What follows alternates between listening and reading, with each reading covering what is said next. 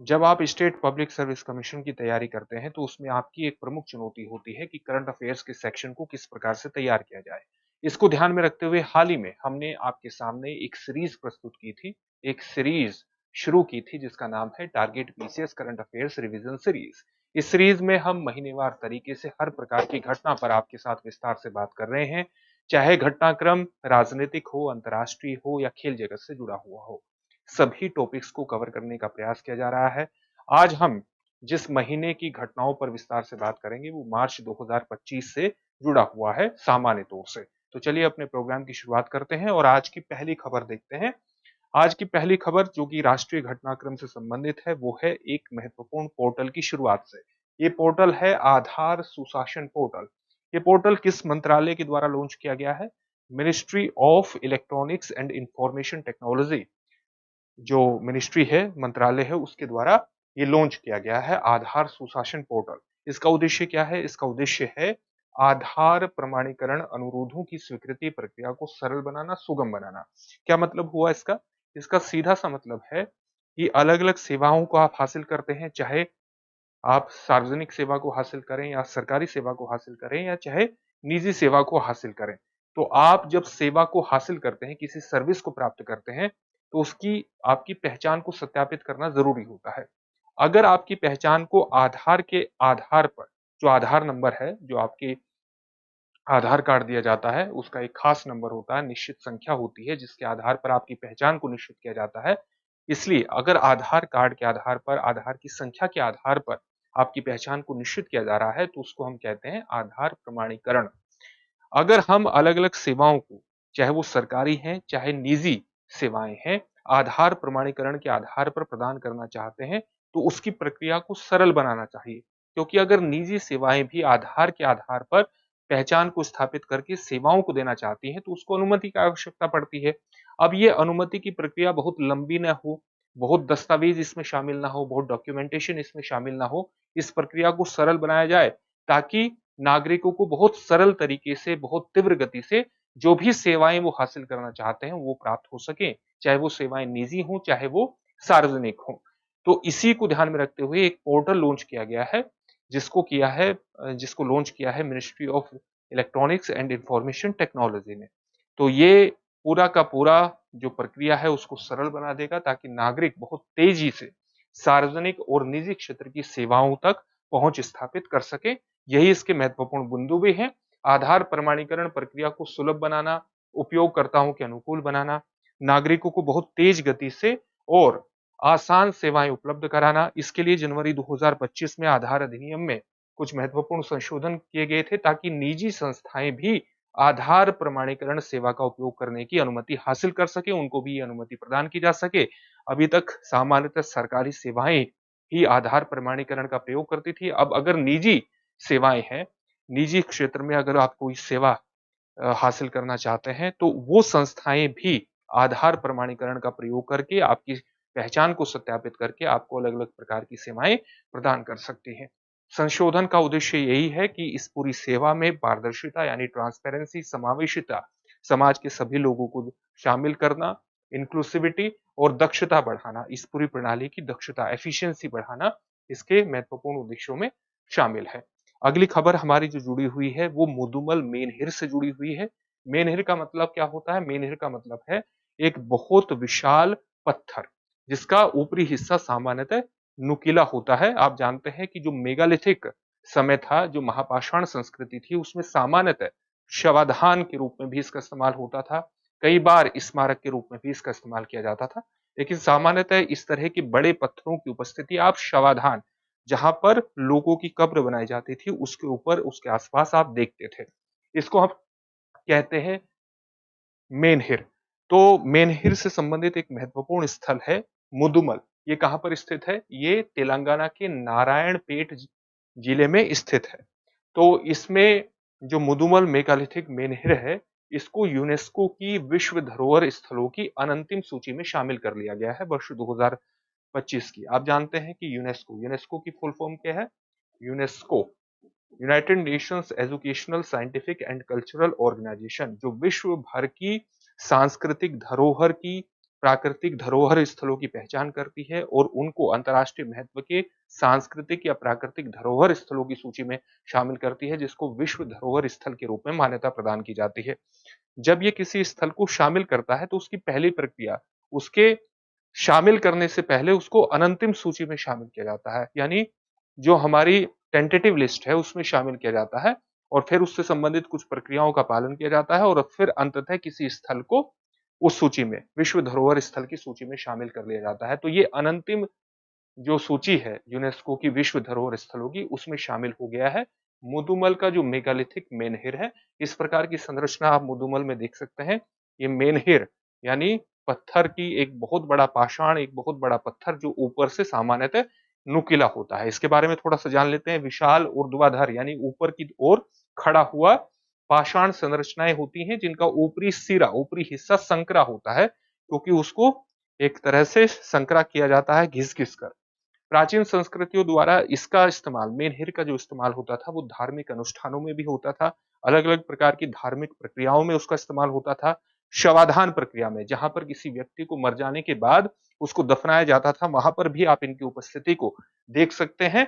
और इसके अलावा स्मारक के रूप में भी इनका इस्तेमाल किया जाता था। कोई भी महत्वपूर्ण व्यक्ति अगर मरता था तो सामान्यतः उसकी पहचान के रूप में जहां पर उसका समाधान किया जाता था या जिस स्थान से उसका विशिष्ट संबंध होता था, वहां पर मेनहिर को स्थापित कर दिया जाता था, ऊंचे-ऊंचे पाषाणों को स्थापित कर दिया जाता था। अक्सर सामान्यतः हमें ये भी देखने में आया है कि जो खगोलीय घटनाएं हैं, चाहे वो विषुव की घटनाएं हो, चाहे अयनांत की घटनाएं हो, उसके साथ इसको अलाइंड किया जाता था। इसका मतलब क्या हुआ? विषुव एक इक्विनॉक्स का मतलब क्या हुआ? साल के 2 दिन में जब दिन और रात की जो लंबाई होती है वो बराबर होती है। ये दिन कौन-कौन से होते हैं जब दिन और रात की लंबाई बराबर होती है? 21 मार्च और 23 सितंबर। ये साल के में 2 दिन हैं जब रात और दिन की जो लंबाई होती है वो बराबर होती है। सोलस्टाइस का मतलब, अयनांत का मतलब क्या होता है? एक दिन वो जब रात की लंबाई अधिक होती है और एक दिन वो जब दिन की लंबाई सबसे ज्यादा होती है। तो 21 जून को क्या होता है? दिन की लंबाई साल में सबसे ज्यादा होती है और 22 दिसंबर वो दिन है जब रात की लंबाई साल में सबसे ज्यादा होती है। तो इन पत्थरों को कई बार इस प्रकार से अलाइंड किया जाता था, इस प्रकार से स्थापित किया जाता था ताकि ये सूर्य के उस तरह से कोण पर स्थापित हो ताकि हम दिन की अवधि, दिन के समय का भी ठीक प्रकार से पता लगा सके और उसके आधार पर कृषि गतिविधियां भी चलती थी। एक प्रकार से आप कह सकते हैं कि इसके माध्यम से समय निर्धारण में भी प्रयोग किया जाता था, खगोलीय अध्ययन में भी इनका प्रयोग किया जाता था, क्योंकि तारों की अवस्थिति को भी ध्यान में रखते हुए इनकी स्थापना के साक्ष्य प्राप्त हुए हैं। जो मुदुमल मेनहिर प्राप्त हुआ है, इसके कुछ ऐतिहासिक महत्व पर बात कर लेते हैं। भारत की प्राचीनतम मेनहिरों में से एक है और इसकी जो आयु की अगर हम गणना करें तो ये लगभग 3500 से 4000 वर्ष पुराना माना जाता है। यानी आप कह सकते हैं कि 2000 बीसी से लेकर के 1500 बीसी तक इसका पीरियड हो सकता है और कृष्णा नदी के जो तट है उसके समीप स्थित है। प्रागैतिहासिक युग की सांस्कृतिक विरासत का प्रतिनिधित्व करता है। एक मेनहिर पर सप्तऋषि मंडल, ग्रेट बियर कॉन्स्टेलेशन के चषक चिन्ह उकेरे गए हैं। यानी यहाँ पर एक मेनहिर, एक पाषाण खंड इस प्रकार का भी प्राप्त हुआ है कि जब आप आसमान में रात के समय देखते होंगे तो आपको सप्तऋषि मंडल दिखते हैं। 7 तारों की एक विशिष्ट अवस्थिति आपको देखने को मिलती है जिसको हम सप्तऋषि मंडल कहते हैं। पश्चिमी देशों में उसे क्या कहा जाता है? ग्रेट बियर कॉन्स्टेलेशन के नाम से पश्चिमी देशों में उसे जाना जाता है। तो यहाँ पर उसके वो एक कप की तरह दिखाई देता है या आप कह सकते हैं एक क्लश की तरह दिखाई देता है जिसको हम चषक चिन्ह कहते हैं। एक मेनहिर पर ये चषक चिन्ह जो है सप्तऋषि मंडल से संबंधित ये उकेरे गए हैं और ये जो चिन्ह है ये दक्षिण एशिया में तारों के चित्रण के सबसे प्राचीन ज्ञात उदाहरणों में से एक है जो इसकी मुदुमल मेनहिर की एक विशिष्ट ऐतिहासिक स्थिति को प्रतिस्थापित कर देता है। अगली खबर को देखते हैं जो जुड़ी हुई है सी डोट से संबंधित, जो सेंटर फॉर आप कह सकते हैं कि डेवलपमेंट ऑफ टेलीमेटिक्स, जो हमारा डिपार्टमेंट ऑफ टेलीकम्युनिकेशंस है, उससे संबंधित एक महत्वपूर्ण अनुसंधान जो सेंटर है, जो अलग-अलग प्रकार के अनुसंधान करता है टेलीकम्युनिकेशंस के क्षेत्र में, दूरसंचार के क्षेत्र में। तो उसके द्वारा क्या किया गया है, centre for development of telematics के द्वारा एक इंक्यूबेशन सेंटर, एक इंक्यूबेशन कार्यक्रम की शुरुआत की गई है जिसका नाम है समर्थ। क्या करेगा ये? भारत के दूरसंचार यानी टेलीकम्युनिकेशन और आईटी इंफॉर्मेशन टेक्नोलॉजी क्षेत्रों में नवाचार को बढ़ावा देगा, यानी इनोवेशन को बढ़ावा देगा और तकनीकी प्रगति को बढ़ावा देने की कोशिश करेगा। तो दूरसंचार विभाग का जो स्वायत्त केंद्र है सीडोट, यानी centre for the development of telematics, उसने समर्थ इंक्यूबेशन कार्यक्रम शुरू किया है ताकि वो दूरसंचार के क्षेत्र में, आईटी के सेक्टर में इनोवेशन को बढ़ावा दे सके, तकनीकी प्रगति को बढ़ावा दे सके। किस प्रकार से बढ़ावा देगा? ये क्या करेगा कि 2 ग्रुप बनाएगा और 1-2 बैच बनाएगा। उस बैच में अधिकतम एक बैच में 18 स्टार्टअप को शामिल करेगा। यानी कुल 2 बैच बनाएगा 18-18 स्टार्टअप्स के और 36 स्टार्टअप को समर्थन देगा। ऐसे स्टार्टअप जो कि टेलीकॉम सॉफ्टवेयर, साइबर सुरक्षा, नई पीढ़ी की तकनीक जैसे संचार तकनीक जैसे 5G, 6G, artificial intelligence, internet of things का मतलब है कि आपके वे उपकरण, वे छोटी-छोटी सी चीजें जो आपस में, बहुत से उपकरण आपके इंटरनेट से जुड़े होंगे और वो आपस में ही डेटा का अंतर्वाह कर सकेंगे। जैसे आप अपने मोबाइल फोन के माध्यम से अपने घर का एसी चला सकते होंगे, इसको हम कहेंगे स्मार्ट घर।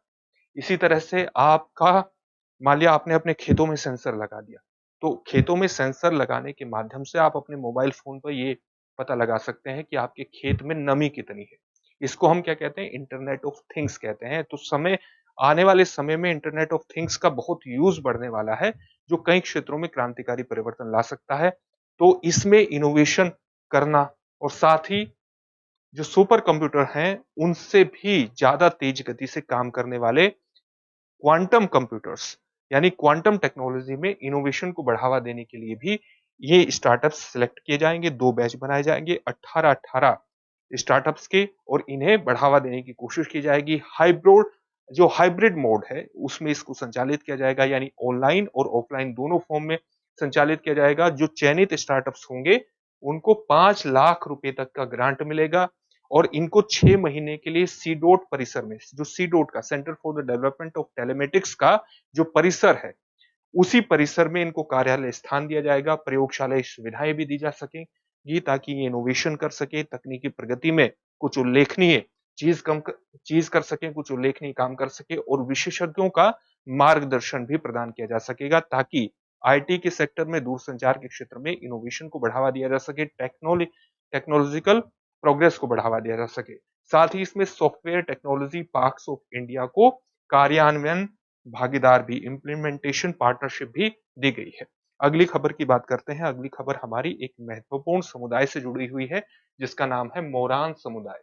तो मोरान समुदाय चर्चा में क्यों है?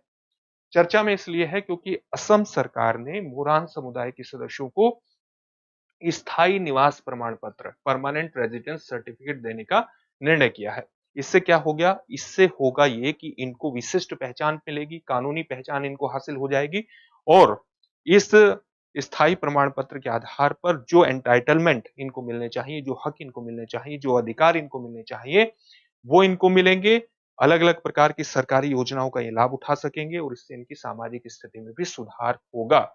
मोरान जो समुदाय है ये अरुणाचल प्रदेश में भी निवास करता है और इस समुदाय की ऐतिहासिक यात्रा, यानी जो इसका इतिहास रहा है, जो इतिहास के आधार पर आप कह सकते हैं कि इस एक तरह से इसकी ऐतिहासिक यात्रा को मान्यता प्रदान की गई है और उसको मान्यता प्रदान करने के अंतर्गत जो इनके अधिकार बनते हैं, वो अधिकार प्रदान करने के ही रूप में एक प्रकार से निवास प्रमाण पत्र देने की एक शुरुआत है ताकि इनको वास्तव में जो इनके अधिकार बनते हैं, वो इनको दिए जा सके। असम की मूल जनजाति है मोरान, वैष्णव धर्म से संबंधित है और मोआ मरिया संप्रदाय के ये अनुयायी हैं। इनको नव वैष्णव संप्रदाय से किसने जोड़ा था? जो असम में नव वैष्णववाद है, उससे परिचित इनको करवाया था अनिरुद्ध देव ने, जिनका समय है 1553 से 1424। असम में नव वैष्णववाद की शुरुआत किसके द्वारा की गई थी? शंकर देव के द्वारा की गई थी। 15वीं और 16वीं शताब्दी में हमें देखने को मिलता है कि किस प्रकार से उन्होंने नव वैष्णववाद की परंपरा को असम में प्रचलित किया और उसकी एक प्रकार से उसकी प्रस्थापना वहां पर की और आप कह सकते हैं कि एक ईश्वर के प्रति श्रद्धा को उन्होंने आगे बढ़ाया। असम के नव वैष्णव धर्म में सत्र, सत्र का मतलब होता है मठ, और नामघर यानी सामूहिक रूप से जो आप गतिविधियां करते हैं, चाहे वो कीर्तन जैसी गतिविधियां हो, उसको हम नामघर के नाम से जानते हैं। ये नव वैष्णव धर्म की कुछ महत्वपूर्ण धार्मिक संस्थान है। इसके अलावा मोरान समुदाय असम में जो है वो अनुसूचित जनजाति का दर्जा देने की मांग लगातार कर रहा है कि उसको अनुसूचित जनजाति का दर्जा असम में प्रदान किया जाए। इसकी एक महत्वपूर्ण मांग ये भी है। स्थायी निवास प्रमाण पत्र असम में किसको प्रदान किया जाता है, इसको भी जान लीजिए। तो पीआरसी किसी व्यक्ति के उस राज्य में स्थायी निवास का सामान्यतः प्रमाण होता है, और असम में किसको स्थायी निवास प्रमाण पत्र प्रदान किया जाता है, कुछ विशिष्ट स्थितियों में ही असम में स्थायी निवास प्रमाण पत्र प्रदान किया जा सकता है। जैसे वे व्यक्ति जो अपने माता-पिता और पूर्वजों के साथ असम राज्य में कम से कम 50 वर्षों तक निवास करता रहा हो, या उस व्यक्ति के माता-पिता और पूर्वज समान अवधि तक राज्य में निवास करते रहे हों, या वो व्यक्ति जो कम से कम 20 वर्षों तक राज्य में लगातार निवास करता रहा हो, उसे परमानेंट रेजिडेंस सर्टिफिकेट प्राप्त हो सकता है। या वो व्यक्ति जो उपर्युक्त इन दोनों में से किसी का भी बच्चा हो, उसको भी परमानेंट रेजिडेंस सर्टिफिकेट प्रदान किया जा सकता है। अब हम कुछ अंतर्राष्ट्रीय घटनाक्रमों पर बात कर लेते हैं, और पहला अंतर्राष्ट्रीय घटनाक्रम जो जुड़ा हुआ है वो प्रधानमंत्री नरेंद्र मोदी की मॉरिशस यात्रा से जुड़ा हुआ है।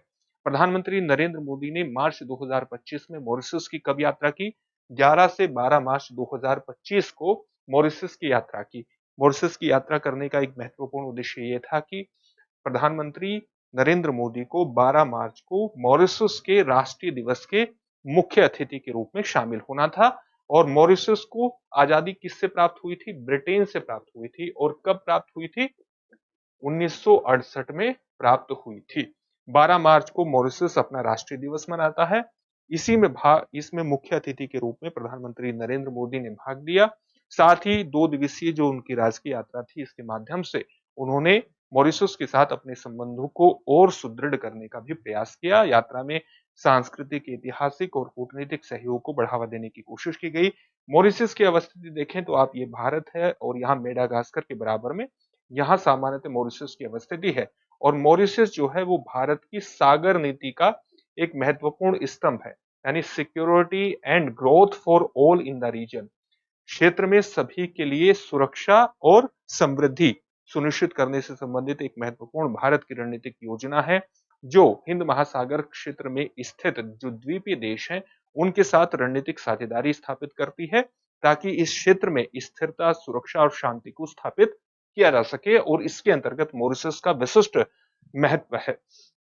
प्रधानमंत्री नरेंद्र मोदी ने अपनी यात्रा के दौरान मॉरिशस के कुछ महत्वपूर्ण नेताओं की समाधियों पर जाकर के पुष्पांजलि भी अर्पित की।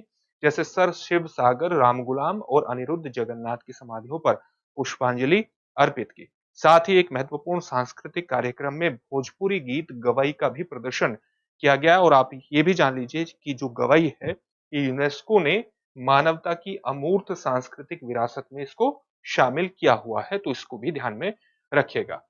मॉरिशस की यात्रा के दौरान प्रधानमंत्री नरेंद्र मोदी को सर्वोच्च नागरिक सम्मान से भी नवाजा गया, जिसका नाम है grand commander of the order of the star and की ऑफ द इंडियन ओशन। ये मॉरिशस का सर्वोच्च सम्मान है जो प्रधानमंत्री नरेंद्र मोदी को प्रदान किया गया, और सम्मान पाने वाले वो पहले भारतीय बने हैं। विशेष उपहार प्रधानमंत्री की यात्रा के दौरान मॉरिशस के कुछ महत्वपूर्ण गणमान्य व्यक्तियों को प्रदान किए गए। जैसे राष्ट्रपति, जो मॉरिशस के राष्ट्रपति हैं, धर्म गोकुल को महाकुंभ से लाया गया। आप जानते हैं कि प्रयागराज में महाकुंभ हुआ था, तो महाकुंभ से लाया गया गंगा जल और मखाना भेंट किया गया।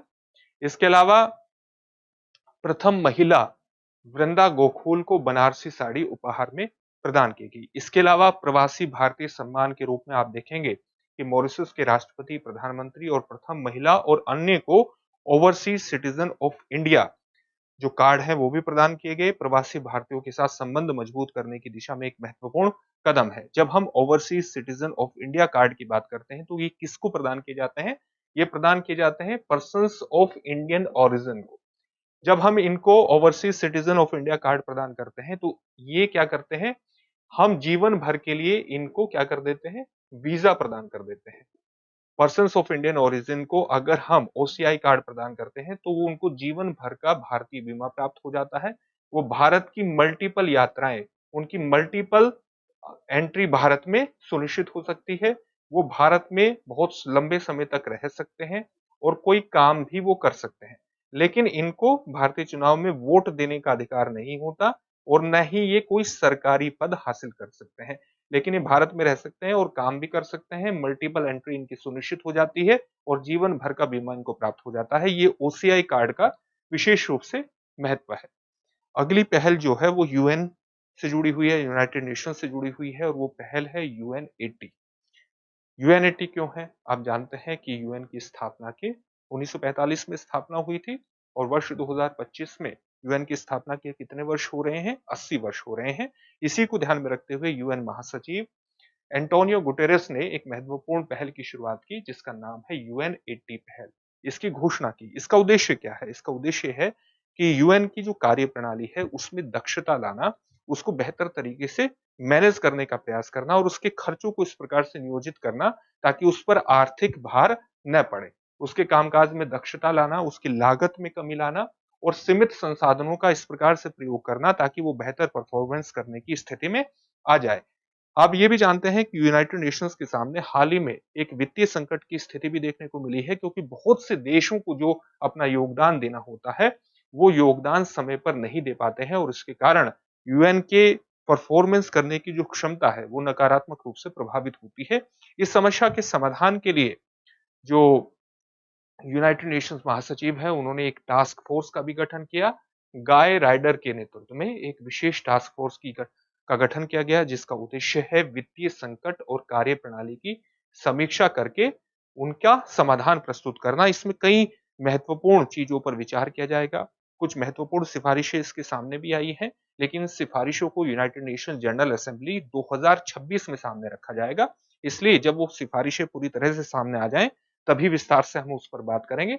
जैसे इसमें कुछ महत्वपूर्ण सिफारिशें इस प्रकार की आ सकती हैं कि यूनाइटेड नेशंस की कई एजेंसियों को ऐसे स्थानों पर एस्टेब्लिश किया जाए जहां पर वो ज्यादा गतिविधियां उनकी हैं और जहां पर उनका खर्चा भी कम आए। जैसे United nation children fund, UNICEF, United Nations population fund जैसी संस्थाओं को आप नैरोबी में स्थापित कर सकते हैं, केनिया में स्थापित कर सकते हैं, जहां पर उनका खर्चा कम आएगा और बेहतर तरीके से वो अपने कार्यों को संचालित भी कर पाएंगे क्योंकि उनकी गतिविधियां ज्यादातर उसी क्षेत्र में केंद्रित हैं। तो इस प्रकार के सुधार यूनाइटेड नेशंस में हो सकते हैं और इसी को लेकर के एक विशेष टास्क फोर्स गाय राडर के नेतृत्व में गठित की गई है। ये नाम पूछा जा सकता है आपसे एग्जामिनेशन में कि जो स्पेशल टास्क फोर्स गठित की गई है उसके अध्यक्ष कौन है, वो किसके नेतृत्व में गठित की गई है? गाय राडर के नेतृत्व में गठित की गई है। अब हम रायसीना डायलॉग 2025 के बारे में बात करते हैं। आप जानते हैं कि जो रायसीना डायलॉग 2025 हुआ, उसका आयोजन कब से कब तक हुआ? 17 से 19 मार्च 2025 को हुआ। आयोजन कहाँ पर होता है? सामान्यतः आप जानते हैं नई दिल्ली में ही इसका आयोजन होता है और भारत सरकार के कई महत्वपूर्ण संस्थान रायसीना पहाड़ी पर स्थित है और वहीं से इसका नाम भी आया है। ये इसका रायसीना डायलॉग का कौन सा संस्करण था? 10वां ये संस्करण था और इसमें 125 देशों के प्रतिनिधियों ने सामान्यतः भाग लिया। लगभग 125 देशों के प्रतिनिधि इसमें शामिल थे। इसके मुख्य अतिथि वर्ष 2025 के कौन रहे? न्यूजीलैंड के प्रधानमंत्री क्रिस्टोफर लक्सन इसके मुख्य अतिथि रहे। उद्देश्य क्या है? वैश्विक चुनौतियों से निपटने के लिए संवाद स्थापित करना और उनका समाधान तलाशने की कोशिश करना रायसीना डायलॉग का महत्वपूर्ण उद्देश्य है। इसी प्रकार के डायलॉग सिंगापुर में सांग्रीला डायलॉग के नाम से जाने जाते हैं, या आप म्यूनिख डायलॉग जो कि जर्मनी से जुड़ा हुआ है, म्यूनिख शिखर सम्मेलन, उस तरह के डायलॉग को भी देख सकते हैं।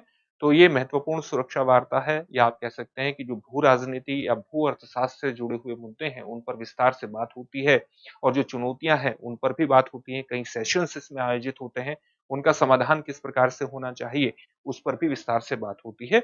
इसमें भारत ने भी कई मुद्दों पर अपना पक्ष रखा है और भारत ने व्यापार के सस्त्रीकरण पर चिंता जताई, यानी व्यापार को एक वेपन के रूप में इस्तेमाल करने के अंतर्गत भारत ने एक महत्वपूर्ण चिंता जताई। और आप देख सकते हैं कि जिस प्रकार से लगातार ट्रंप प्रशासन के द्वारा अलग अलग देशों पर टैरिफ बढ़ा करके व्यापार का वेपनाइजेशन किया गया है, टैरिफ का वेपनाइजेशन किया गया है, कहीं ना कहीं वो चिंता उससे संबंधित जो चिंता है भारत ने रायसीना डायलॉग 2025 जो मार्च में हुआ था तभी अभिव्यक्त कर दी थी और अब आप जानते हैं कि भारत पर 50% का टैरिफ लगाया गया है, जो विश्व में सबसे अधिक है। 50% का टैरिफ एक अन्य देश पर लगा है जिसका नाम है ब्राजील। विश्वास आधारित साझेदारी और पारदर्शिता पर भारत ने विशेष रूप से जोर दिया। भारत ने कहा कि दो देशों के बीच या अलग-अलग देशों के बीच जो संबंध स्थापित होने चाहिए वो विश्वास पर आधारित होने चाहिए, म्यूचुअल ट्रस्ट पर आधारित होनी चाहिए, उनमें पारदर्शिता होनी चाहिए। रणनीतिक संरेखण के आधार पर व्यापारिक भागीदारों का पुनर्मूल्यांकन की बात भी भारत के द्वारा कही गई। इसका मतलब है कि भारत के रणनीतिक हित भविष्य में भारत की जो रणनीति है, भारत के रणनीतिक हित भविष्य में जिसके साथ अलाइंड होते हैं, उसके साथ ही भारत कहीं न कहीं व्यापार को विस्तार देने का प्रयास करेगा। 2025 के रायसीना डायलॉग की थीम क्या रही? कालचक्र, पीपल, पीस एंड प्लेनेट। क्या रही? कालचक्र, पीपल, पीस एंड प्लेनेट। मानवता, शांति और पृथ्वी पर केंद्रित वैश्विक दृष्टिकोण, एक प्रकार से इसकी थीम का अर्थ हुआ। रायसीना डायलॉग की शुरुआत कब की गई थी? वर्ष 2016 में की गई थी। विदेश मंत्रालय के द्वारा मुख्यतः इसकी शुरुआत की गई। इसका नामकरण कहां से आया? नई दिल्ली की रायसीना पहाड़ी से इसका नाम आया, जहां पर भारत सरकार के कई प्रमुख संस्थान स्थित हैं। प्रकृति कैसी है? भू राजनीतिक और भू अर्थशास्त्रीय सम्मेलन के रूप में आप इसे देख सकते हैं। बहुत से स्टेक होल्डर्स इसमें शामिल होते हैं, अलग अलग हितधारक इसमें शामिल होते हैं, चाहे वैश्विक नेता हो, नीति निर्माता हो, शिक्षाविद हो, उद्योग विशेषज्ञ हो, पत्रकार हो, उनको एक मंच पर ला करके वैश्विक संवाद के लिए सामान्यतः प्रोत्साहित किया जाता है। अंतर्राष्ट्रीय तुलना में अभी हमने बात की थी म्यूनिख सुरक्षा सम्मेलन की, सांग्रीला डायलॉग की, उसी से कहीं ना कहीं ये प्रेरित नजर आता है और एक महत्वपूर्ण रणनीतिक संवाद मंच है। अब कुछ संवैधानिक प्रशासनिक घटनाक्रमों पर बात कर लेते हैं। एक संवैधानिक प्रशासनिक घटनाक्रम मुख्यतः सशक्त पंचायत नेत्री अभियान से जुड़ा हुआ है। एक महत्वपूर्ण अभियान है। किसका अभियान है? पंचायत राज मंत्रालय का है, जिस अभियान की शुरुआत उसने की है 4 मार्च 2025 को एक राष्ट्रीय कार्यशाला में इस अभियान की शुरुआत की है। इस अभियान का सीधा सा मतलब समझिए, आप ये जानते हैं कि भारत में पंचायतों में बहुत बड़े स्तर पर महिलाएं चुन करके आती है, लेकिन उसके बावजूद प्रधान, आपने नाम सुना होगा पंचायत पति या प्रधानपति। अब इस ये जो एक चलन चला है प्रधानपति का या पंचायत पति का, इसको समाप्त करने के लिए जरूरी है कि हम महिलाओं का कैपेसिटी बिल्डिंग करें, उनकी क्षमताओं का निर्माण करें और क्षमताओं का निर्माण इस प्रकार से करें ताकि वो अपने कामकाज बहुत दक्षता के साथ, बहुत सही तरीके से, पारदर्शिता के साथ निभा सके, अपनी ड्यूटी को पूरे 100% तरीके से परफॉर्म कर सके। उनको इस काम में दक्ष करने के लिए ही एक महत्वपूर्ण अभियान शुरू किया है पंचायती राज मंत्रालय ने, जिसका नाम है नेत्री अभियान। यही है पूरा नेत्री अभियान। हाल ही में इसकी शुरुआत हुई है 4 मार्च 2025 को। राष्ट्रीय स्तर का एक क्षमता निर्माण पहल है। उद्देश्य है पंचायती राज संस्थाओं में जो निर्वाचित महिलाएं हैं उनके नेतृत्व कौशल को विकसित करना। महिलाओं की भागीदारी इससे बढ़ेगी। पंचायतों में आप त्रिस्तरीय पंचायत प्रणाली है, जिला स्तर पर भी है, ब्लॉक स्तर पर भी है, ग्राम स्तर पर भी है और ज्यादातर इन सभी बैठकों में शामिल कौन होते हैं? उनके पति शामिल होते हैं। अगर महिलाओं के नेतृत्व कौशल में बढ़ोतरी कर देंगे, उनकी क्षमता निर्माण में बढ़ोतरी कर देंगे तो उनकी भागीदारी क्या है? वो बढ़ जाएगी, क्योंकि उनकी निर्णय क्षमता हमने बढ़ा दी है, उनके नेतृत्व को हमने मजबूत कर दिया है। यही इसका मुख्य लक्ष्य भी है। साथ ही हम आदर्श महिला अनुकूल ग्राम पंचायत भी एस्टेब्लिश करेंगे। प्रत्येक जिले में कम से कम एक आदर्श महिला अनुकूल ग्राम पंचायत की स्थापना की जाएगी, जो महिलाओं के लैंगिक संबंधी जो मुद्दे हैं उनके प्रति संवेदनशील होगी, उनको सही तरह से समझती होंगी, बालिका अनुकूल शासन प्रथाओं को वो अपनाएंगी और एक मॉडल पंचायत के रूप में काम करेंगी, ताकि जो उसके बराबर में स्थित पंचायतें हैं वो भी उससे प्रेरणा ले सके, उसी तरह की कार्यप्रणाली को अपने यहाँ लागू करके आगे बढ़ सके। इसके माध्यम से हम महिला सशक्तिकरण की दिशा में भी आगे बढ़ेंगे। महिला नेतृत्व को उसके माध्यम से बढ़ावा दिया जाएगा, स्वतंत्र रूप से वो कार्य कर सकेंगी, नेतृत्व क्षमता उनकी डेवलप होगी, निर्णय लेने में उनको सशक्त किया जा सकेगा। पंचायती राज संस्थाओं में भारत में 1.4 मिलियन से अधिक महिलाएं निर्वाचित हुई हैं हाल के आंकड़ों के अनुसार, और कुछ राज्यों में जैसे बिहार में आरक्षण से अधिक संख्या में महिलाएं सामान्यतः चुनी जाती है। इस प्रथा से, इस तरह के कैपेसिटी बिल्डिंग कार्यक्रम से, नेत्री अभियान के माध्यम से हम मुखिया पति या सरपंच पति जैसी प्रथाओं को समाप्त करने की दिशा में भी आगे बढ़ सकेंगे। यही है ये पूरा का पूरा अभियान। इसके अंतर्गत एक महत्वपूर्ण पाठ्यक्रम की भी शुरुआत की जाएगी, जो एक बहुत विस्तृत प्रकार का पाठ्यक्रम होगा। लैंगिक हिंसा यानी जो जेंडर वायलेंस है और हानिकारक जो सामाजिक प्रथाएं हैं, उनको रोकने से संबंधित जो उनसे जुड़े हुए कानूनी प्रावधान हैं, वो इस पाठ्यक्रम में शामिल किए जाएंगे। जेंडर सेंसिटिव शासन को यानी लैंगिक संवेदनशील शासन को बढ़ावा इसके माध्यम से दिया जाएगा और इसके लिए प्रशिक्षण भी महिलाओं को प्रदान किया जाएगा। एक प्रकार से मॉडल पंचायतें शुरू की जाएंगी और पूरे जागरूकता अभियान नेत्री कार्यक्रम है, इसके माध्यम नेत्री अभियान है, इसके माध्यम से एस्टेब्लिश किए जाएंगे। एक और महत्वपूर्ण खबर जो है वो हमारी अब आर्थिक घटनाक्रमों पर बात कर लेते हैं। वो जुड़ी हुई है एक राष्ट्र एक बंदरगाह पहल से। ये किस प्रकार की पहल है, इस पहल को थोड़ा सा समझ लीजिए। इस पहल के माध्यम से भारत के जितने भी प्रमुख बंदरगाह हैं, उनमें एक पारदर्शी प्रक्रिया स्थापित की जाएगी। उनकी क्षमता को, उनके कौशल को बढ़ाने का प्रयास किया जाएगा, ताकि भारत वैश्विक जो जहाज व्यापार है, जो एक प्रकार से आप कह सकते हैं कि पानी के माध्यम से वस्तुओं का आवागमन, एक महासागरों के माध्यम से वस्तुओं का आवागमन होता है, उसके अंतर्गत भारत एक वैश्विक शक्ति के रूप में उभर सके। इसमें हम अंतर्राष्ट्रीय मानकों के आधार पर बंदरगाहों को विकसित करेंगे। एक समान जो उनके स्टैंडर्डाइज मानक हैं, उसके आधार पर उनको संचालित करने की कोशिश करेंगे। डॉक्यूमेंटेशन को कम करेंगे, ज्यादा से ज्यादा चीजों को डिजिटाइज करेंगे, ताकि हर चीज में एक ट्रांसपेरेंसी रहे और अधिक से अधिक वस्तुओं का आवागमन भारत के माध्यम से हो सके, यानी एक ट्रांजिट स्पोर्ट के रूप में भी भारत के बंदरगाह काम कर सके और एक वैश्विक शक्ति के रूप में भारत के बंदरगाह उभर सके इस क्षेत्र में।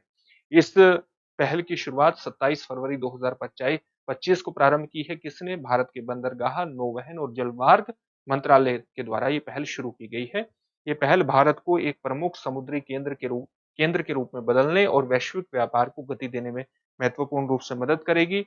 इसमें प्रक्रियाओं का मानकीकरण किया जाएगा, स्टैंडर्डाइजेशन किया जाएगा। सभी प्रमुख बंदरगाहों के लिए एक समान जो संचालन प्रणाली है, एक समान जो ऑपरेशनल मेथड है, वो अपनाए जाएंगे, जिससे उनमें परिचालन अगर अक्षमताएं हैं, जो परिचालन में कमी रह गई है, उनको दूर किया जा सकेगा और ऑपरेशन में अगर किसी प्रकार की देरी होती है, उसको भी हटाया जा सकेगा। साथ ही लॉजिस्टिक्स की जो लागत है, उसको भी कम किया जा सकेगा। अनावश्यक दस्तावेजीकरण को हटाया जा सकेगा, प्रक्रियाओं को सरल किया जा सकेगा, लॉजिस्टिक्स का खर्चा कम होगा। भारत में जो व्यापार है, बंदरगाहों के माध्यम से जो व्यापार होता है, वो ज्यादा से ज्यादा प्रतिस्पर्धी होगा, ज्यादा से ज्यादा कॉम्पिटिटिव होगा। वैश्विक व्यापार को इससे बढ़ाने में मदद मिलेगी और डिजिटलीकरण विशेष रूप से किया जाएगा, ताकि सभी चीजों में एक पारदर्शिता एस्टैब्लिश हो, पेपरलेस प्रणाली लागू हो जाए और पूरी की पूरी प्रणाली ज्यादा से ज्यादा कुशल हो जाए, ज्यादा से ज्यादा बेहतर हो जाए। अगली जो हमारी खबर जुड़ी हुई है, वो आईआरसीटीसी और आईआरएफसी को नवरत्न दर्जा प्रदान करने से जुड़ी हुई है। आईआरसीटीसी का मतलब है भारतीय रेलवे खानपान एवं पर्यटन निगम, यानी Indian railway catering and transport corporation. और आईआरएफसी का मतलब क्या है? भारतीय रेलवे वित्त निगम, इंडियन रेलवे फाइनेंस कॉरपोरेशन।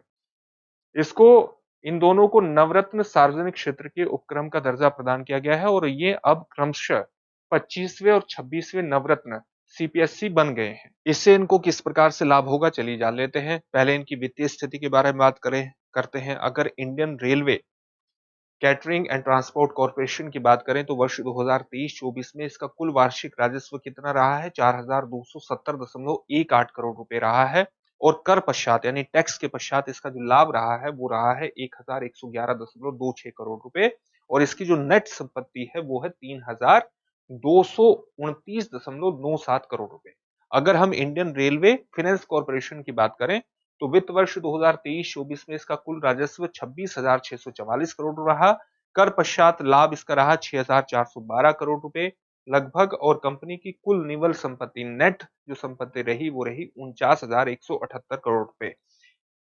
अब इनको नवरत्न का दर्जा प्राप्त हो गया है तो किस प्रकार के लाभ होंगे? अब इनको ज्यादा वित्तीय स्वायत्तता प्राप्त होगी। जैसे अब ये सरकार की पूर्व स्वीकृति के बिना, सरकार की पहले स्वीकृति लिए बिना ही किसी एकल परियोजना में 10,000 करोड़, 10,000 नहीं 1,000 करोड़ रुपए तक या अपनी कुल संपत्ति के 15% तक का निवेश कर सकती है। दूसरा लाभ ये होगा कि अब इनको परिचालन में, अपने ऑपरेशन में ज्यादा फ्लेक्सिबिलिटी हासिल होगी। ये स्वतंत्र रूप से साझेदारियां बना सकती हैं, सहायक कंपनियों का निर्माण स्थापना भी कर सकती है और स्वतंत्र रूप से ही किसी संयुक्त उद्यम में जॉइंट वेंचर में प्रवेश भी कर सकती है। साथ ही ये जो कदम है नवरत्न में शामिल करने का, इनकी बाजार प्रतिस्पर्धा को भी बढ़ा देगा, इनकी कॉम्पिटिटिवनेस में बढ़ोतरी होगी, आत्मनिर्भरता को मजबूत करेगा और साथ ही बाजार में अधिक प्रभावी ढंग से इनको कार्य करने में सक्षम भी बनाएगा। अब हम विज्ञान प्रौद्योगिकी रक्षा प्रतिरक्षा से जुड़ी हुई कुछ खबरों पर बात कर लेते हैं। पहली खबर जो हमारी जुड़ी हुई है वो नौसेना के एंटी शिप मिसाइल से जुड़ी हुई है। हाल ही में इसका परीक्षण किया गया था। परीक्षण में कौन शामिल थे? डीआरडीओ यानी डिफेंस रिसर्च डेवलपमेंट ऑर्गेनाइजेशन, रक्षा अनुसंधान एवं विकास संगठन और भारतीय नौसेना ने ये परीक्षण किया। कहां पर किया? ओडिशा के चांदीपुर स्थित जो एकीकृत इंटीग्रेटेड परीक्षण रेंज है, इंटीग्रेटेड टेस्ट रेंज है, वहां पर यह परीक्षण किया गया। सफल परीक्षण किसका हुआ? नौसेना की anti ship missile short range. तो एंटी शिप नौसेना की जो naval anti ship missile short range है उसका सफल परीक्षण किया गया। ये स्वदेशी मिसाइल जो है वो भारत की रक्षा क्षमताओं को सशक्त करेगी और इसमें ये स्वदेशी रूप से विकसित की गई है तो कहीं ना कहीं आत्मनिर्भर भारत के दृष्टिकोण को ये प्रदर्शित करती है। चलिए इसकी विशेषताओं के बारे में जान लेते हैं। इसकी महत्वपूर्ण विशेषता है मैन इन लूप क्षमता। इसका मतलब क्या है? इसका मतलब यह है कि जो पायलट है वो एक प्रकार से उड़ान के दौरान ही लक्ष्य बदलने की अनुमति उसको होती है, लक्ष्य बदल सकता है। आप जानते हैं कि उड़ान के दौरान अगर कोई भी किसी चीज को भेदना है और उसकी स्थिति में परिवर्तन हो रहा है तो हमारा जो एक प्रकार से हम मिसाइल हमला करते हैं वो विफल भी हो सकता है। लेकिन ये क्या है कि उड़ान के दौरान ही अपने लक्ष्य को बदल सकती है और टारगेट की स्थिति में अगर कोई परिवर्तन होता है तो उसी तरह से परिवर्तन करके उस टारगेट को भेज सकती है, जिससे ये पारंपरिक जो ट्रेडिशनल एंटी शिप मिसाइल है उसकी तुलना में ज्यादा प्रभावी हो जाती है। इसका मतलब ये हुआ स्वदेशी तकनीक है। मिसाइल में टर्मिनल मार्गदर्शन के लिए स्वदेशी इमेजिंग इंफ्रारेड सीकर का उपयोग किया गया है, जिससे ये उच्च परिशुद्धता के साथ अपने लक्ष्य को भेज सकती है। इसका मतलब क्या हुआ? इसका मतलब ये है कि इसमें इंफ्रारेड सीकर का सीधा सा मतलब है कि किसी वस्तु के ताप के माध्यम से ये उसको ट्रैक कर सकती है और उसकी एक इमेज बना सकती है और उसके आधार पर उसको टारगेट कर सकती है। आप जानते हैं कि जितनी भी वस्तु होती है उससे हीट जनरेट होती है। जैसे हमारी बॉडी है तो इससे भी हीट जनरेट होती है। तो इंफ्रारेड के माध्यम से ये जो हीट जनरेट हो रही है अलग रूप से, इसी के आधार पर एक चित्र तैयार कर लिया जाए और उस टारगेट को भेज दिया जाए। ये तकनीक इसमें उपलब्ध है। साथ ही ये हाई बैंडविड्थ डेटा लिंक प्रणाली से सज्ज है, यानी ये एक प्रकार से पायलट को वास्तविक समय में चित्र भेजती है। उड़ान के बीच में लक्ष्य का चयन इससे संभव हो पाता है। यानी जो कंट्रोल सिस्टम है वहां से एक प्रकार से आप पायलट के सामने कोई मिसाइल छोड़ी तो इसमें इस प्रकार की तकनीक का इस्तेमाल किया गया है कि पायलट के साथ इसका लिंक रहता है और लगातार डेटा का आदान प्रदान होता रहता है और उस डेटा के आधार पर अगर बीच में कोई लक्ष्य को बदलना है या एक तरह से उड़ान के बीच में ही लक्ष्य की स्थिति में कोई परिवर्तन होता है तो उसके आधार पर जो डेटा का आदान प्रदान बहुत तेजी से हो रहा है, हाई बैंडविड्थ के साथ हो रहा है, डेटा लिंक प्रणाली उससे जुड़ी हुई है, तो उसके आधार पर ये अपने लक्ष्य को ठीक तरीके से भेजने में सक्षम हो जाती है, क्योंकि बहुत बड़े स्तर पर डेटा का आदान प्रदान हाई बैंडविड्थ के साथ ये करने में सक्षम होती है। तो समय के साथ जब इसको छोड़ दिया जाता है तो डेटा का आदान प्रदान पायलट के साथ बना हुआ है, उस डेटा के आधार पर जो सही लक्ष्य है उसको भेजने में आसानी होती है। एक महत्वपूर्ण उपग्रह छोड़ा गया एक प्रकार से, जिसका नाम है लूनर ट्रेल ब्लेजर। ये किसने इसका एक लॉन्च किया? इस उपग्रह को नासा का है ये, नासा के द्वारा इसको लॉन्च किया गया और चंद्रमा की सतह पर जल की मौजूदगी का ये पता लगाएगा। चंद्रमा की सतह पर अगर जल की मौजूदगी का हमें पता लग गया तो भविष्य में मनुष्य के चंद्रमा की सतह पर लंबे समय तक रुकने और साथ ही इस जल का प्रयोग रॉकेट के ईंधन के रूप में करने की पृष्ठभूमि का निर्माण हो जाएगा। यानी चंद्रमा पर बहुत लंबे समय तक रहना संभव हो जाएगा और वहां से फिर उस अगर हम जल का प्रयोग ईंधन के रूप में करने में सक्षम हो गए तो वहां से फिर रॉकेट के माध्यम से वापस आने की पृष्ठभूमि का भी निर्माण हो जाएगा। कई प्रकार के जो प्रयोग हैं वो चंद्रमा की सतह पर संभव हो जाएंगे। इसी का पता लगाने के लिए, चंद्रमा की सतह पर जल की मौजूदगी का पता लगाने के लिए नासा ने लूनर ट्रेल ब्लेजर को उपग्रह को प्रक्षेपित किया। ये मिशन भविष्य के चंद्र अन्वेषण के लिए बेहद महत्वपूर्ण है, क्योंकि चंद्रमा पर भविष्य में मानव जीवन को बनाए रखने, ऑक्सीजन उत्पादन और रॉकेट ईंधन के रूप में उस ऑक्सीजन का प्रयोग करने के अंतर्गत इसका विशिष्ट महत्व है। इसकी विशेषताओं पर बात कर लेते हैं। विशेषताएं ये है कि उपग्रह को कहां से प्रक्षेपित किया गया है? फ्लोरिडा के, अमेरिका में स्थित जो फ्लोरिडा है उसके केनेडी स्पेस सेंटर से इसको प्रक्षेपित किया गया है। किस रॉकेट के माध्यम से इसको प्रक्षेपित किया गया है? जो स्पेस एक्स का फाल्कन 9 रॉकेट है उसके माध्यम से इसको प्रक्षेपित किया गया है। इसका वजन कितना है? लगभग 200 किलोग्राम इसका वजन है। उपग्रह पहले फ्लाई बाई और लूपिंग ऑर्बिट में रहेगा। फ्लाई बाई का मतलब है जब कोई भी उपग्रह किसी ब्रह्मांड के पिंड, कोई भी पिंड हो, चाहे वो चंद्रमा हो या कोई अन्य ब्रह्मांडीय पिंड हो या शुक्र हो, कोई भी ग्रह हो, उसके पास से गुजरता है, उसके पास से गुजरता है और उसके गुरुत्वाकर्षण शक्ति के माध्यम से अपनी स्थिति में परिवर्तन करने का प्रयास करता है, दिशा में परिवर्तन करने का प्रयास करता है और जब पास से गुजरता है तो इसका एक मैपिंग भी कर लेता है, एक चित्रण भी हासिल कर लेता है, ताकि उसको किस प्रकार से आगे बढ़ना है उसकी भी एक जानकारी प्राप्त हो जाए, या अन्य उद्देश्य जो साइंटिस्ट हैं उसका प्रयोग करना चाहते हैं तो वो भी प्रयोग कर सकते हैं।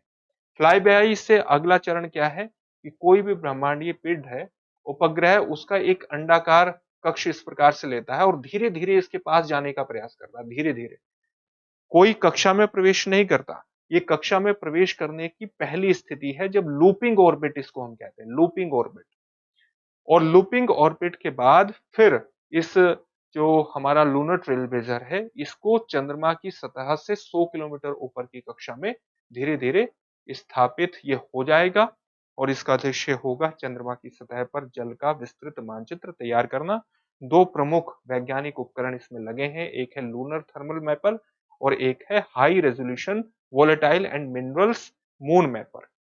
लूनर थर्मल मैपर के माध्यम से चंद्रमा की सतह के तापमान को मापने की क्षमता इसके अंतर्गत हासिल है और साथ ही चंद्र सतह से आने वाले जो प्रकाश है उसका विश्लेषण करके पानी का भी ये पता लगाने में सक्षम है, जो कि दूसरा इसका वैज्ञानिक उपकरण है वो ये काम करेगा। एक और उपग्रह है जो लगातार चर्चा में रहा है जिसका नाम है फायरसेट उपग्रह। ये किसने लॉन्च किया? गूगल के द्वारा लॉन्च किया गया है।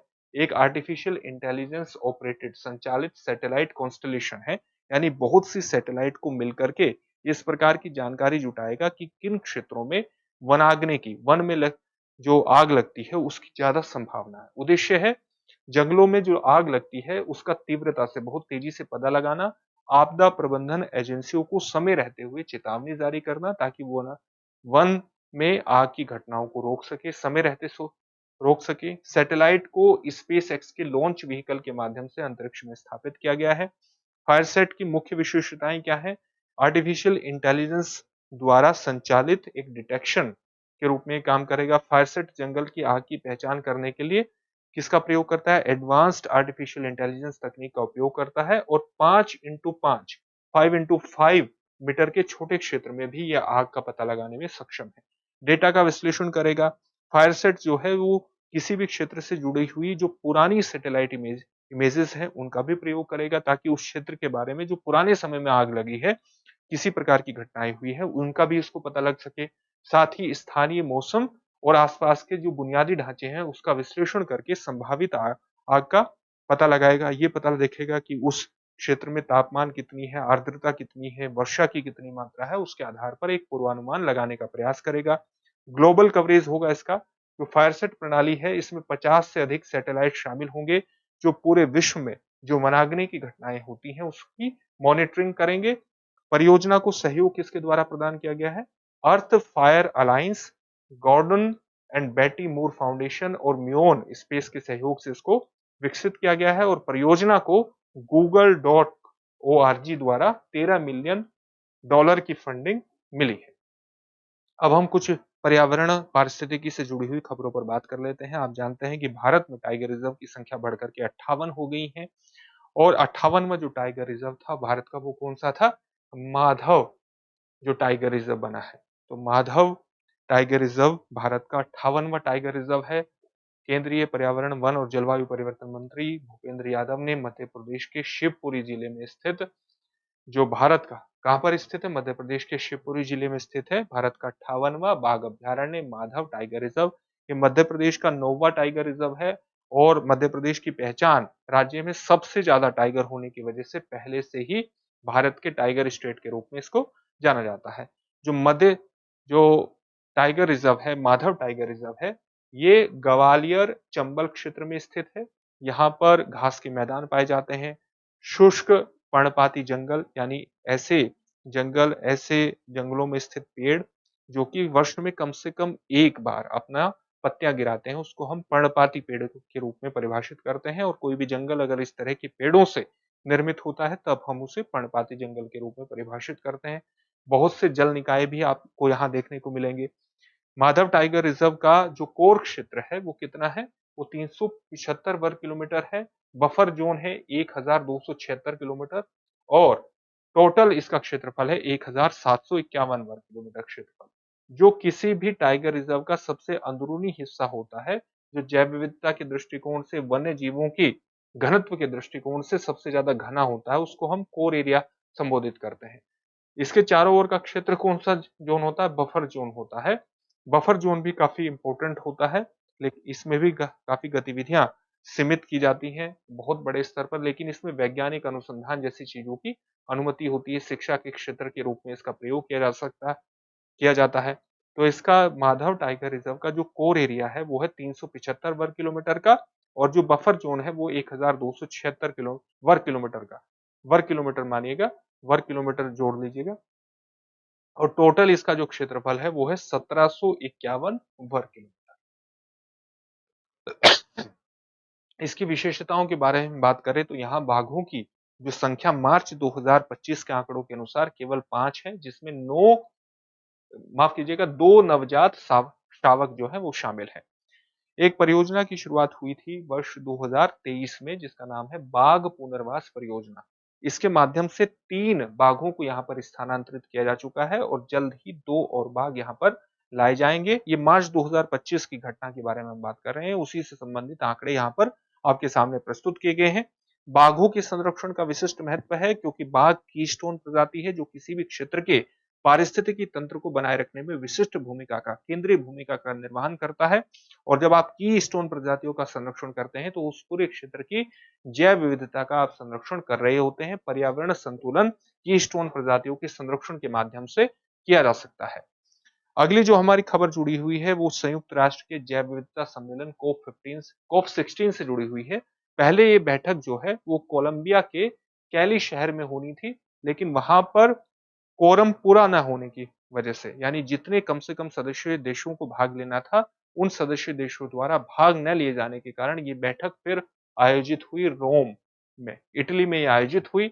और इसमें सभी देशों ने मिलकर के जैव विविधता के संरक्षण के लिए, विकासशील देशों को वित्तीय सहायता प्रदान करने के लिए और जैव विविधता की बेहतर मॉनिटरिंग के लिए, बेहतर मॉनिटरिंग प्रणाली को सुदृढ़ करने के लिए कुछ महत्वपूर्ण ठोस निर्णय लिए।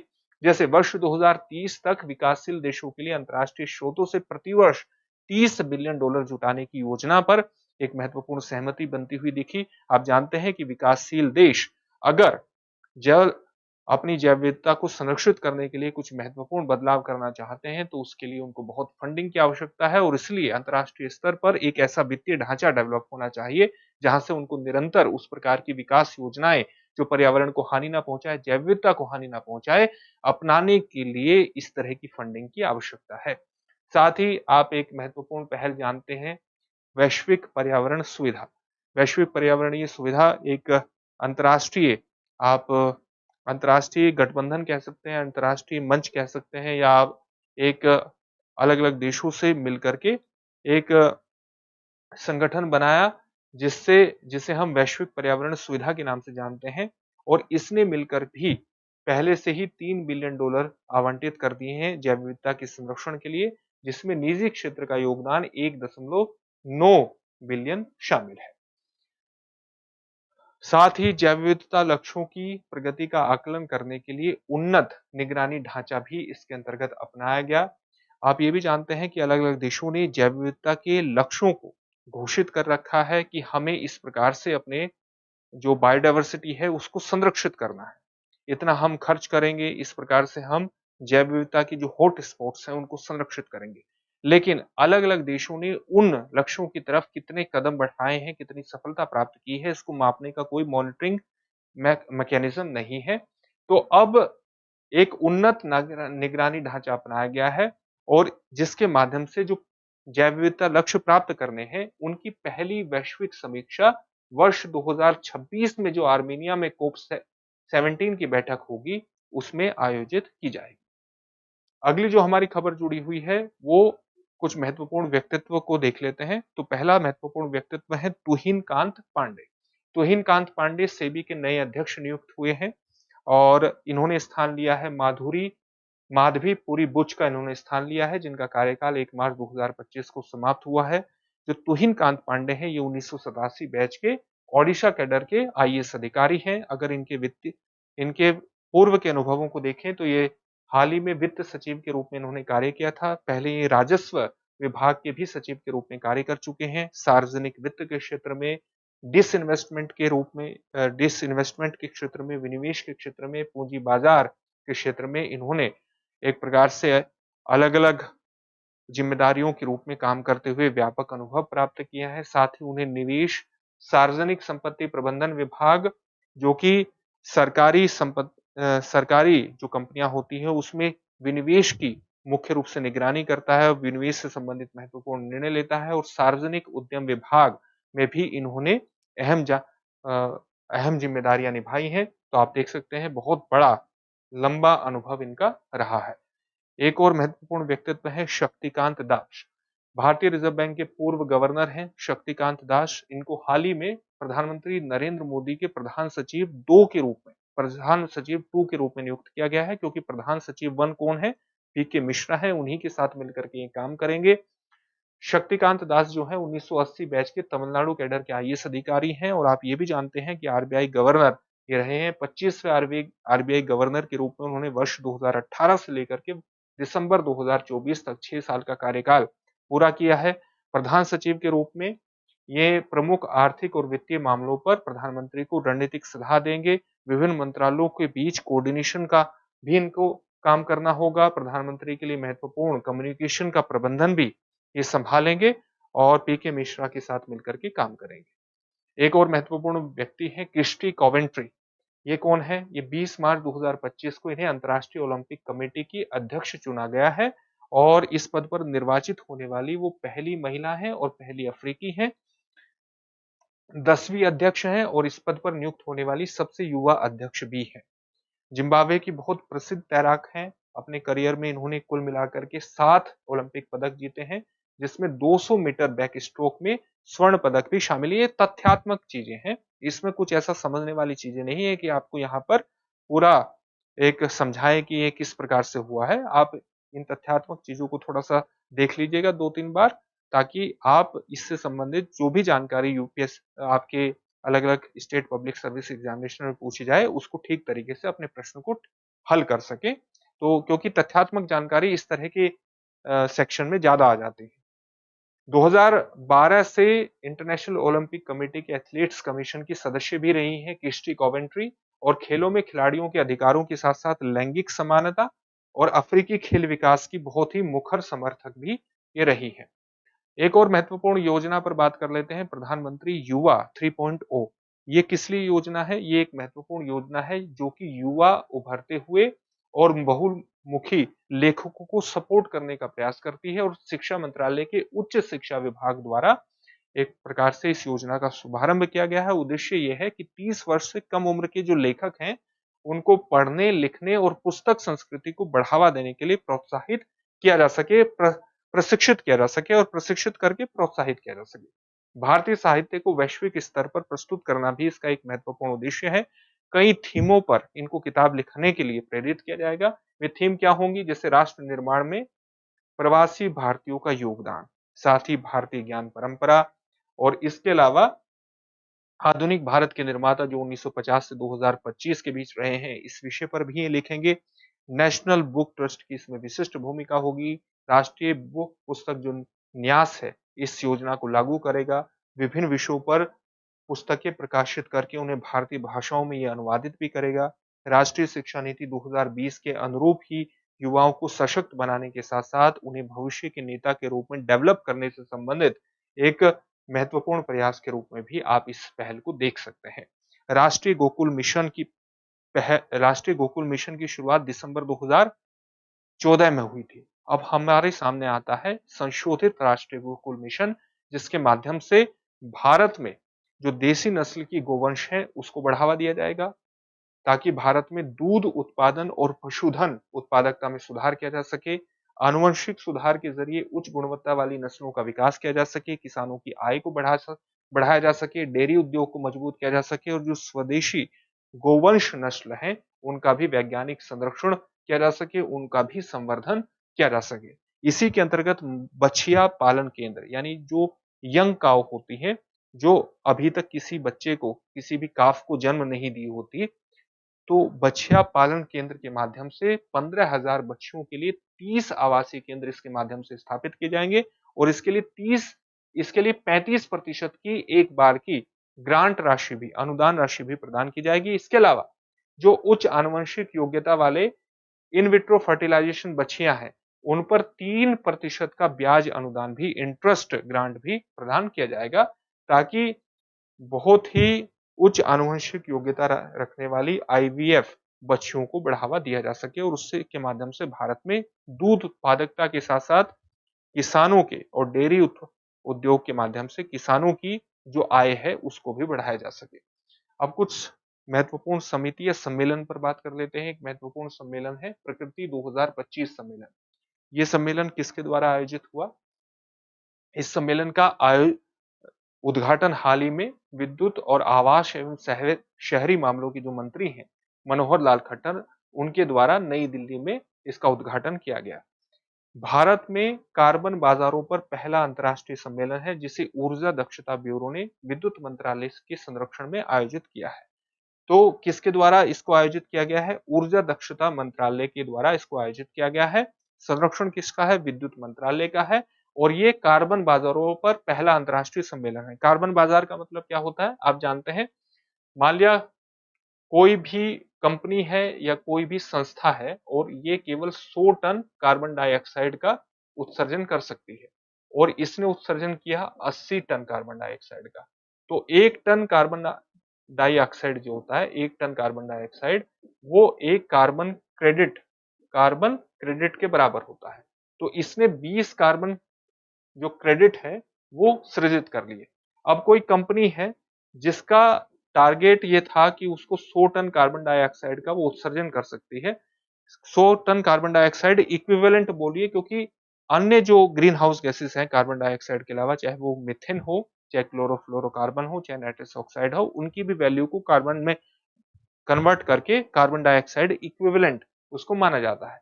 अब कोई कंपनी है, उसको 100 टन कार्बन डाइऑक्साइड का एक प्रकार से वो उत्सर्जन कर सकती है, इक्विवेलेंट का उत्सर्जन कर सकती है, लेकिन इसने 120 का कर दिया है। तो ये अंतरराष्ट्रीय मार्केट में जो 20 कार्बन क्रेडिट है, ये इसको अंतरराष्ट्रीय मार्केट में बेच सकता है और ये इसको खरीद भी सकता है। इसके माध्यम से अलग-अलग जो फाइन है उससे अलग-अलग कंपनियां बच सकती हैं और अलग-अलग देश क्या है कि किसी भी कंपनी का, किसी संस्था के उत्सर्जन टारगेट को बढ़ा करके, यानी उसके उत्सर्जन की इतना ही उत्सर्जन कर सकते हैं, उसको कम करके 100 से उसको 80 पर ला करके उसको प्रेरित कर सकते हैं कम से कम ग्रीन हाउस गैसेस के उत्सर्जन के लिए और ज्यादा से ज्यादा ग्रीन टेक्नोलॉजी को अपनाने के लिए। इसके माध्यम से हम जलवायु परिवर्तन की लड़ाई को और ज्यादा सशक्त कर सकते हैं। तो अलग-अलग देशों का जो कार्बन बाजार है वो किस प्रकार से काम करता है, इस पर एक समझ बनाने के लिए, उसकी कार्यप्रणाली को समझने के लिए, वैश्विक कार्बन बाजार के जो रुझान है उनको समझने के लिए, उनकी चुनौतियां और अवसरों पर बात करने के लिए, जलवायु परिवर्तन से निपटने में कार्बन बाजारों की क्या भूमिका हो सकती है, इन सारे चीजों पर चर्चा करने के लिए एक महत्वपूर्ण सम्मेलन प्रकृति 2025 हुआ और जो कि ऊर्जा दक्षता ब्यूरो ने मुख्यतः आयोजित किया और भारत में होने वाला कार्बन बाजारों पर यह पहला अंतर्राष्ट्रीय सम्मेलन था। अब एक महत्वपूर्ण रिपोर्ट पर बात कर लेते हैं, उसका नाम है भारत की डिजिटल अर्थव्यवस्था स्थिति रिपोर्ट 2025। किसके द्वारा जारी की गई है? भारतीय अंतर्राष्ट्रीय आर्थिक संबंध अनुसंधान परिषद द्वारा जारी की गई है, जो कि भारत की डिजिटल अर्थव्यवस्था की तेज वृद्धि और चुनौतियों का विश्लेषण करती है। इसके मुख्य निष्कर्षों की अगर बात करें तो मुख्य निष्कर्ष ये है कि भारत की जो डिजिटल अर्थव्यवस्था है वो भारत की समग्र अर्थव्यवस्था से 2 गुना तेजी से बढ़ रही है। 2029 तक डिजिटल अर्थव्यवस्था का जीडीपी में योगदान 20% तक पहुंचने का अनुमान भी है। इसके अलावा डिजिटल बनाम डिजिटल व्यय के बारे में बात करें तो भारत में इंटरनेट की बहुत व्यापक पहुंच तो स्थापित हो गई है, लेकिन अभी भी डिजिटल सेवाओं पर उपभोक्ता खर्च कम है। डिजिटल उपयोग भारत में बढ़ रहा है, लेकिन जो आर्थिक भागीदारी है वो भी अभी इसके माध्यम से पूरी तरह से साकार नहीं हुई है। वहां पर एक तरह से इंप्रूवमेंट करने की गुंजाइश है। आर्टिफिशियल इंटेलिजेंस अनुसंधान में भारत का जो स्थान है वो 11वां है। आर्टिफिशियल इंटेलिजेंस इंफ्रास्ट्रक्चर में भारत का स्थान 16वां है। अमेरिका, चीन, दक्षिण कोरिया, सिंगापुर और नीदरलैंड्स इसमें अग्रणी देश बने हुए हैं। आर्टिफिशियल इंटेलिजेंस और मशीन लर्निंग में निवेश बढ़ाने की भारत को आवश्यकता है, ताकि भारत दुनिया की टॉप डिजिटल अर्थव्यवस्थाओं में शामिल हो सके। अभी भारत 8वें स्थान पर है। आर्थिक आकार और डिजिटल उपयोगकर्ता अर्थव्यवस्था में भारत विश्व में 8वें स्थान पर है, और अगर वो 5वें स्थान में शामिल होना चाहता है तो कई स्तरों पर उसे अपने निवेश को बढ़ाने की आवश्यकता है, दक्षता को बढ़ाने की आवश्यकता है। वैश्विक खुशहाली रिपोर्ट 2025 के बारे में बात कर लेते हैं। तो फिनलैंड लगातार 8वें वर्ष दुनिया का सबसे खुशहाल देश बना है, और ये रिपोर्ट किसके द्वारा जारी की गई है, किसके द्वारा इसको निर्मित किया गया है? ऑक्सफोर्ड विश्वविद्यालय, गैलप और संयुक्त राष्ट्र सतत विकास समाधान नेटवर्क के सहयोग से ऑक्सफोर्ड विश्वविद्यालय ने इसका निर्माण किया है। भारत की इसमें क्या स्थिति है? भारत को 147 देशों में 118वां स्थान मिला है। 2024 में भारत का स्थान 126वां था। तो इस प्रकार से 2024 के मुकाबले भारत ने एक सुधार अभिव्यक्त किया है, लेकिन उसके बावजूद भी भारत की स्थिति जो है वो काफी नीचे बनी हुई है। भारत की जो सांस्कृतिक मूल्य है, जो भारत में परिवार संस्था है, जो भारत की आध्यात्मिक परंपराएं हैं, ये भारत को खुश रखने में कहीं ना कहीं महत्वपूर्ण भूमिका, भारत के लोगों को खुश रखने में महत्वपूर्ण भूमिका का निर्वहन करती हैं। साथ ही भारत सरकार के द्वारा कई कल्याणकारी कार्यक्रम और मानसिक स्वास्थ्य से संबंधित पहल जीवन गुणवत्ता को बढ़ाने के अंतर्गत जो शुरू की गई है, वो भी भारत की खुशहाली को बढ़ाने में योगदान दे रही है। अगर टॉप 5 देशों की सूची देखें तो पहले स्थान पर फिनलैंड है, दूसरे स्थान पर डेनमार्क, तीसरे पर आइसलैंड, चौथे पर स्वीडन और 5वें पर नीदरलैंड्स है।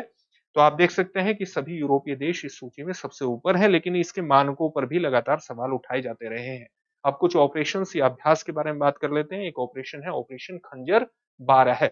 ये किस किस के बीच हुआ? भारत और किर्गिस्तान के बीच, और इनके संयुक्त जो विशेष बल है उनके बीच एक महत्वपूर्ण अभ्यास है। इसका 12वां संस्करण आयोजित हुआ हाल ही में 10 मार्च से 23 मार्च 2025 को किर्गिस्तान में ही आयोजित हुआ। एक वार्षिक अभ्यास है जिसकी शुरुआत 2011 में हो गई थी। दोनों देशों में ये बारी बारी से होता है।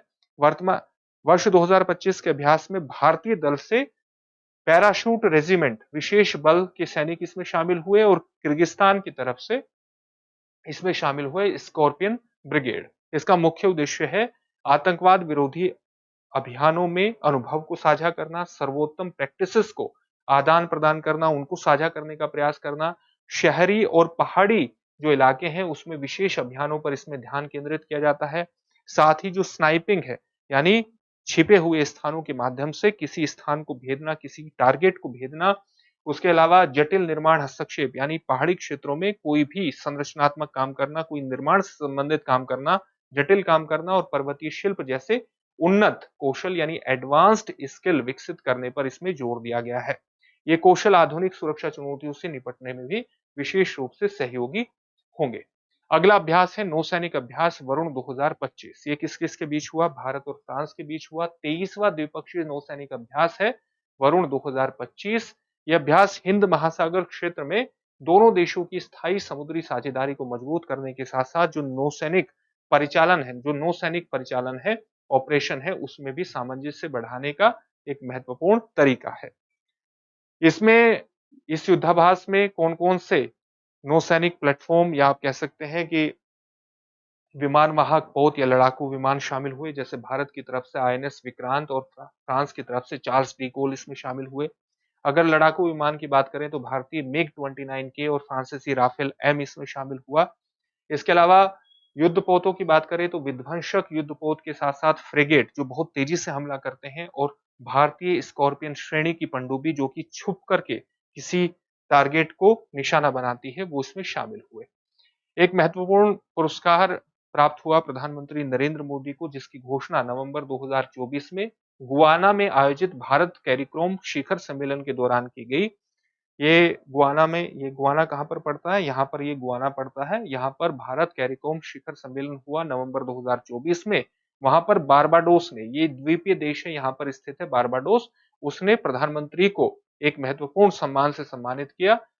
क्यों सम्मानित किया? कोविड-19 महामारी के दौरान प्रधानमंत्री के रणनीतिक नेतृत्व और समर्थन के कारण। पुरस्कार था honorary order of freedom of Barbados. प्रधानमंत्री को इससे सम्मानित किया गया। कुछ महत्वपूर्ण पुरस्कारों के बारे में और बात कर लेते हैं। ऑस्कर पुरस्कार 2025 के बारे में बात करें, ये 97वें ऑस्कर पुरस्कार है। कहाँ पर प्रदान किए गए? लॉस एंजलिस के डॉल्बी थिएटर में। इसमें विशेष रूप से रोमांटिक कॉमेडी फिल्म अनोरा की महत्वपूर्ण एक प्रदर्शन को देखते हुए कई पुरस्कार इसने हासिल किए। जैसे इस अनोरा फिल्म को बेस्ट फिल्म सहित 5 ऑस्कर पुरस्कार मिले। Best actress, best director, best original screen play, best film editing और बेस्ट सपोर्टिंग एक्टर का इन्हें पुरस्कार मिला। इन पुरस्कारों के बारे में यहाँ सूचना दी गई है, यहाँ से आप नोट कर सकते हैं। 59वां ज्ञानपीठ पुरस्कार किसको प्राप्त हुआ? छत्तीसगढ़ के प्रसिद्ध साहित्यकार विनोद कुमार शुक्ल को प्राप्त हुआ। वर्ष 2024 के लिए ये पुरस्कार प्राप्त हुआ है। भारत का सर्वोच्च साहित्यिक सम्मान है, भारतीय भाषाओं में उत्कृष्ट साहित्य के लिए दिया जाता है। पुरस्कार राशि 11 लाख है और पुरस्कार के साथ वाग्देवी की कांस्य प्रतिमा और प्रशस्ति पत्र प्रदान किया जाता है। ये अपने जादुई लेखन के लिए जाने जाते हैं। मैजिकल रियलिज्म की शैली में ये लिखते हैं, जिसमें कल्पना और वास्तविकता का अनूठा मिश्रण होता है। इनकी कुछ प्रमुख कृतियां हैं। नौकर की कमीज, दीवार में एक खिड़की रहती थी और लगभग जय हिंद। ये कुछ महत्वपूर्ण कृतियां हैं। एक खेल पर भी बात कर लेते हैं। खेलो इंडिया विंटर गेम 2025। खेलो इंडिया विंटर गेम्स 2025 युवा मामले और खेल मंत्रालय की प्रमुख पहल है। उद्देश्य है भारत में शीतकालीन खेलों को प्रोत्साहित करना, उभरते एथलीटों को मंच प्रदान करना। 2 चरणों में इसका आयोजन हुआ। पहला चरण 23 से 27 जनवरी लेह लद्दाख में, दूसरा चरण 9 से 12 मार्च जम्मू कश्मीर में के गुलमर्ग में हुआ। लेह लद्दाख में आइस हॉकी, आइस स्केटिंग जैसी स्पर्धाएं हुई और गुलमर्ग में alpine skiing, Nordic skiing, ski पर्वतारोहण और स्नोबोर्डिंग जैसी प्रतियोगिताएं हुई। पदक तालिका की बात करें तो पहले स्थान पर भारतीय सेना रही, दूसरे स्थान पर हिमाचल प्रदेश रहा और तीसरे स्थान पर लद्दाख रहा और इनको यहाँ पदकों की संख्या भी आपके सामने दी गई है। आप ये भी जानते हैं कि भारत आईसीसी चैंपियंस ट्रॉफी 2025 जीता है और इसका final Dubai international cricket stadium में खेला गया था। फाइनल मुकाबले में भारत ने न्यूजीलैंड को 4 विकेट से हराया। भारत तीसरी बार चैंपियंस ट्रॉफी का विजेता बना है। पहली बार वर्ष 2002 में वो श्रीलंका के साथ साझा विजेता था। वर्ष 2013 में उसने फिर से ये खिताब जीता था। अब तीसरी बार उसने खिताब जीता है और भारत लगातार आईसीसी चैंपियंस ट्रॉफी दूसरी बार जीता है, क्योंकि वर्ष 2024 में भारत ने T20 वर्ल्ड कप भी जीता था और लगातार फिर उसने दूसरी आईसीसी ट्रॉफी अपने नाम की है। चैंपियंस ट्रॉफी 2025 के बारे में बात करें तो player of the tournament Sachin Ravindra रहे। सर्वाधिक रन इन्होंने बनाए। सर्वाधिक विकेट भी न्यूजीलैंड के खिलाड़ी मैट हेनरी ने लिया और सर्वोच्च व्यक्तिगत स्कोर इसमें इब्राहिम जादरान का रहा। अफगानिस्तान के खिलाड़ी हैं जिन्होंने एक मैच में 177 रन बनाए। तो ये कुछ महत्वपूर्ण खबरें थी मार्च 2025 से जुड़ी हुई। हमें पूरी उम्मीद है कि इन खबरों के माध्यम से आप बेहतर प्रदर्शन करने की स्थिति में आ जाएंगे। फिर से एक नए सेशन में आपसे मुलाकात होगी। धन्यवाद। डियर व्यूअर्स, अपने एग्जाम की तैयारी को और बेहतर करने के लिए हमारे चैनल को लाइक, शेयर और सब्सक्राइब करना न भूलें।